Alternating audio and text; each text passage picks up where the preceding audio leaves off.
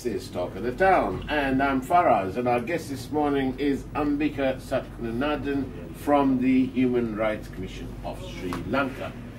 Very good morning to you, Ambika. Good morning, Faraz. What on earth is socio-economic rights? Socio-economic rights are also human rights, an important set of rights. They are, for instance, right to adequate housing, right to health, right to education. So they are in... right to information?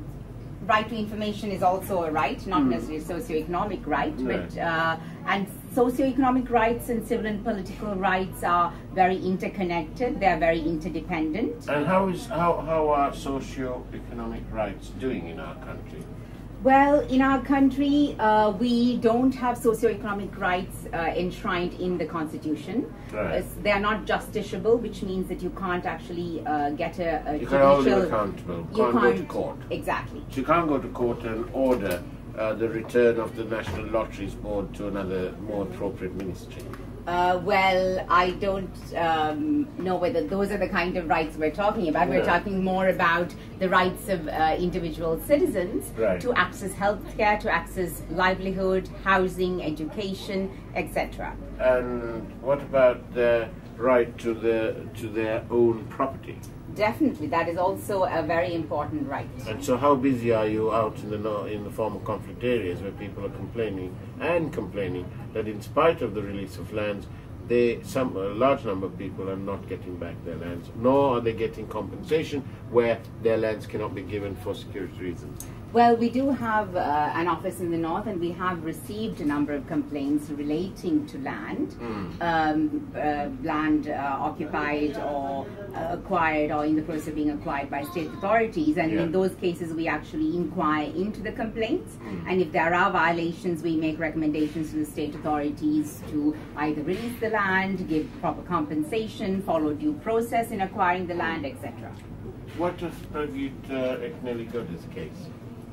That is actually currently part of a judicial process. So it is, ongoing in the courts. And there's also investigations ongoing. Is there reasonable grounds to believe that he's dead? I cannot possibly say that because I'm not privy to that. The... Okay. Yes, all right. But really, is the Human Rights Commission is the government engaging you all as much as you'd like to in terms of the new constitution? Actually, in terms of the role of the Human Rights Commission, I think that the government or the state needs to involve us more, particularly by sharing draft legislation with us so we can ensure that it's in line with international human rights standards. And while the constitutional reform process is concerned, I think there needs to be more sharing and openness with the public, and the public needs to know what is going on. And your involvement in the aftermath of the Meetatunula garbage slide? That is something that we are looking into. We visited the area. We're actually inquiring into that to also look at issues like compensation, and also to ensure that... You're sort of facilitating the payment of compensation. Well, first we need to see what the process is that is being followed, whether it's fair, whether it's transparent, whether everyone can access it, and also trying to look at other kind of methods or measures that can be put in place to ensure that such a disaster does not take place in the future.